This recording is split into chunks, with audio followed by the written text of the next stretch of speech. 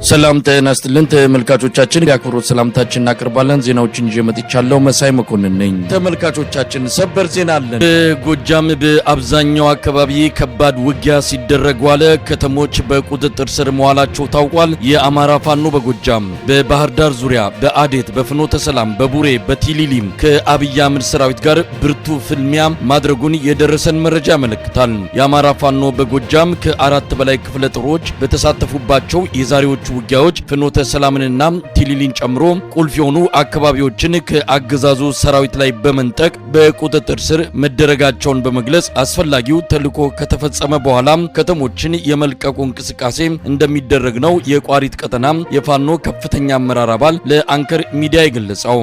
በሰው ኃይልና በመሳሪያ ከፍተኛ ኪሳራ የደረሰበት የአብይ አህመድ ሰራዊት በፍኖተ ሰላም የገነባው ጠንካራ ምሽጉ መሰበሩን አርበኛ በለጠ አብርሃም የወንዳወቅ ገረመው ብርጌድ የፖለቲካ ጉዳዮች ኃላፊ ገልጿል። በአጠቃላይ በማክሰኞ ዕለቱ ውጊያ አገዛዙ ከፍተኛ ጉዳት ደርሶበታል። ዝርዝር ውጤቱን በሚቀጥሉት ቀናት እናሳውቃለን ብሏል አርበኛ በለጠ። ዛሬ እንግዲህ በዋናነት የስበት ማዕከሉ የትግላችን ዋና የዞኑ መናገሻ የሆነችው ፍኖተ ሰላም ነው በዋናነት የነበረው። እዚህ ውጊያ ላይ እንግዲህ ነበልባሎቹ የጽናት ተምሳሌት የሆኑት የገረመው እንዳውቅ ልጆች እንግዲህ ከ50 ኪሎ ሜትር በላይ አቋርጠው ከሌሎች ወንድሞቻቸው ከ5ኛ ክፍለ ጦር ወንድሞቻቸው ጋር በመሆን ውጊያ እያካሄዱ ነው ማለት ነው።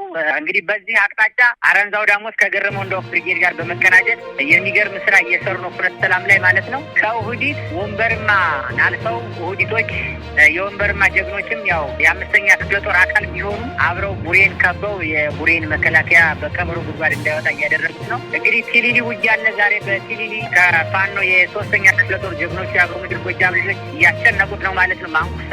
በዚህ ደግሞ እንደገና የፍኖተ ሰላምን ኃይል ለመቀነስ ሲል በአዴት አቅጣጫ ወደ ቋሪት ለመግባት ሙከራ የሚያደርገውን ኃይል ደግሞ የገረመው ወንዳውቅ ልጆች ተቀንሰው በመምጣት ከ1ኛ ክፍለ ጦር ጋር እየተቀናጁ በተለይም ደግሞ ውጊያ የማይሰለቸውና የጽናት ተምሳሌት የሆነው የቋሪት የደጋማው ክፍል በንቃት ወጥቶ ወደ ፍኖተ ሰላም አቅጣጫ ትኩረቱን ማድረግ እንዳለበት የገረመው ወንዳውቅ ብርጌድ ልጆች ያንን ሚዛን ለማስቀልበስ የመጣውን ኃይል ገትረው ይዘውትሏል ማለት ነው። ስለዚህ ዛሬ መሳይ በጣም በሚገርም ሁኔታ 5ኛ ክፍለ ጦር ሙሉ ከውህዲት እስከ ደንበጫ ድንበር ድረስ ውጊያ አለ ማለት ነው። በጣም ሰፊ ከቨሬጅ ነው ያለው። ይሄ በጣም ሰፊ ነው። አሁን ፍኖተ ሰላም በእኛ ቁጥጥር ስር ውላለች ማለት ነው። ምናልባት አካባቢዎችን በተመለከተ ቲሊሊም ሌሎች አካባቢዎችም ያለው ሁኔታ ከተማውን ከመቆጣጠር ባለፈ የተለየ ኦፕሬሽን እየተካሄደም እንዳለ መረጃዎችን እንሰማለን። ምናልባት ከተማውን ተቆጣጥሮ የመቆየት ወይስ ኦፕሬሽኖቹን አጠናቆ የመውጣት ነው እንቅስቃሴ እየተደረገ ያለው? በፋኖ የትጥቅ ትግል ውስጥ ከተማ መቀመጥ ምናልባትም የታጣቂን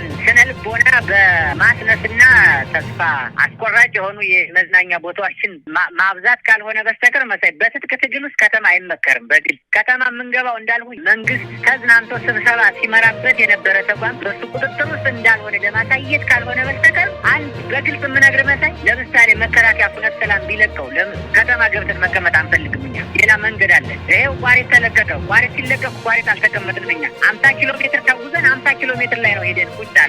ምንድነው ከተማ የምንገባው ለልዩ ኦፕሬሽን ነው። ኦፕሬሽናችን ምንድነው? እኒህ አጋስበስ የሆኑ ሆዳሞች የብልጽግና አሽከሮች ሲዶልቱት የነበረን ዱለታ ህዝቡን ሲሸውዱት የነበረን የማጭበርበር ቃላት ዜሮ እንደሆነ ለማሳየት ብቻ እንጂ ከተማ ገብተን ልንቀመጥ አይደለም። እንደው በምርኮ ደረጃ በኪሳራ ደረጃ የሚጠቀስ ነገር አለ ዛሬ በተለያዩ አካባቢዎች ከተደረጉ ውጊያዎች አንፃር? በቁጥር አሁን መሳይ ቅድም ስትደውልልኝም ገና እዚያው ላይ ስለነበርኩኝ ነው አልተመቸኝም ያልሁና ሬሳ ማንሳት አልቻለም። በነገራችን ላይ በተለይ በፍኖተ ሰላም አቅጣጫ በገወቻ የሚባለው እንግዲህ ገወቻ ሲባል ሰምተህ ከሆነ ገወቻ ማለት አባይ ድረስ ሊዘልቅ የሚችል በጣም ኮረብታማ የበዛበት ቦታ ነው። እዚያ አካባቢ ሬሳቸውን ማንሳት አልቻሉ፣ ቁስለኛቸውን ማንሳት አልቻሉ። ነገር ግን የምርኮ መጠን በቁጥር ላይ የተመሰረተ ለማድረግ እንግዲህ ወንድሞቻችን በተለይም ደግሞ ዘመቻውን የሚመሩት ወንድሞቻችን የጠላትን ኪሳራ አሁን እንትን እያሉ ስለሆነ በቁጥር የተደገፈ መረጃ እንሰጣለን እንጂ መከላከያ ይህንን ምሽግ እኮ መሳይ ጊዜ በላይ አርሶ አደር ጭምር እያስቆፈሩ የገነቡት ምሽግ እኮ ነው። ኮንክሪት ምሽግ እኮ ነው። በቃ ይሄ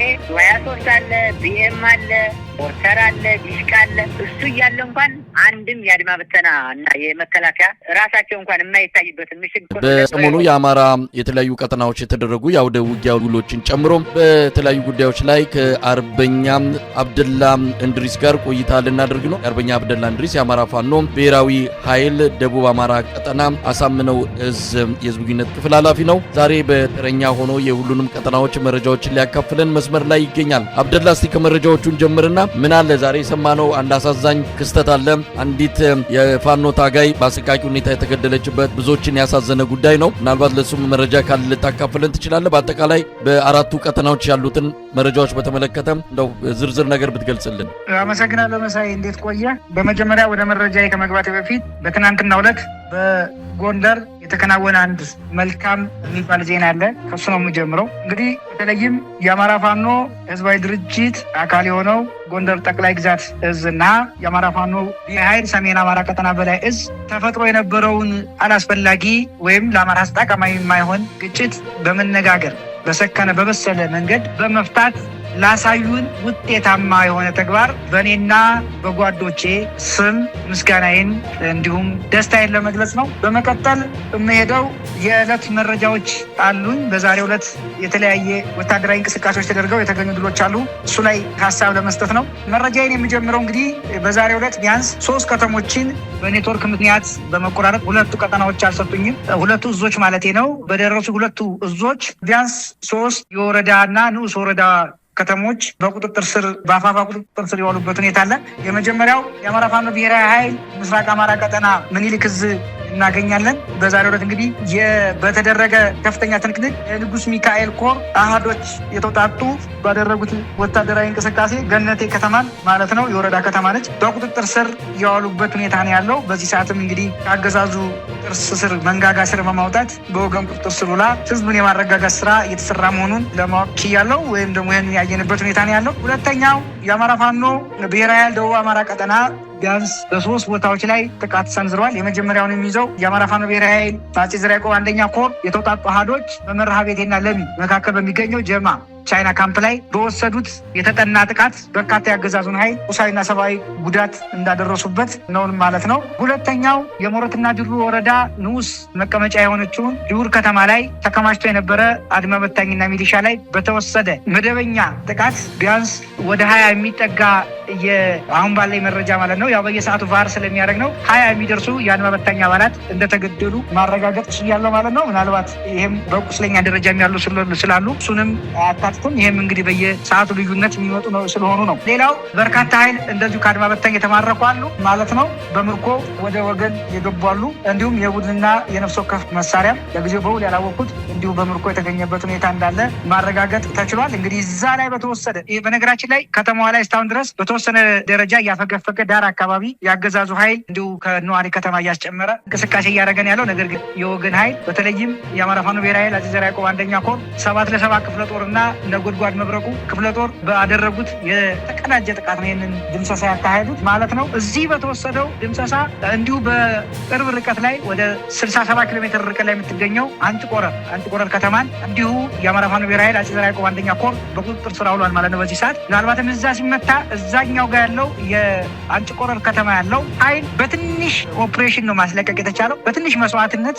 የወረዳ ከተማ ንዑስ ወረዳዋን የሲያደብርና ዋዩ ንዑስ ወረዳ የሆነችን አንጭቆረር ከተማን ሙሉ በሙሉ የአማራ ፋኖ ብሔራዊ ኃይል የተቆጣጠረበት ሁኔታ ነው ያለው። ስለዚህ ቢያንስ በዛሬው ዕለት የአማራ ፋኖ ብሔራዊ ኃይል አፄ ዘርዓ ያዕቆብ 1ኛ ኮር 4 ወረዳዎች ላይ ጥቃት የተሰነዘረበት ሁኔታ ነው ያለው። እሱም ሲያደብርና ዋዩ፣ እንሳሮ፣ መርሃ ቤቴና ሞረትና ጅሩ ላይ ጥቃት ሰንዝሮ ጥሩ ውጤት ያመጣበት ሁኔታ አለ። ሌላው ከሰሞኑ በአማራ ፋኖ ብሔራዊ ኃይል ነጻ የወጣችው የግሼ ራቤል ወረዳ ራቤል ከተማ ማለት ነው የአማራ ፋኖ ብሔራዊ ኃይል ከፍተኛ ማደረገው ጥሪ የሚሊሻ አባላት እየመጡ የተቀላቀሉበት ያለበት ሁኔታ አለ። እስካሁን ባለው መረጃ ወደ 5 የሚደርሱ የሚሊሻ አባላት በይቅርታው በተሰጣቸው ይቅርታ መሰረት ተጠቅመው የእዛችን አካል የሆነውን የብሩኬ ደምሴ ክፍለ ጦርን በመቀላቀል ላይ ነው ያሉት። እንደምታስታውሱት አንተም እንደምታስታውሰው መሳይ የግሼ ራቤል ወረዳን ከተማ በተቆጣጠርንበት ጊዜ ማህበረሰቡ ጋር በነበረው ውይይት እንዲመለሱ የሚል ህዝብ ግፊት ስለነበር በእኛ በኩልም በተሰጠ የምህረት ቃል ኪዳን መሰረት በዛሬው ዕለት መጥተው ይቅርታውን ተጠቅመው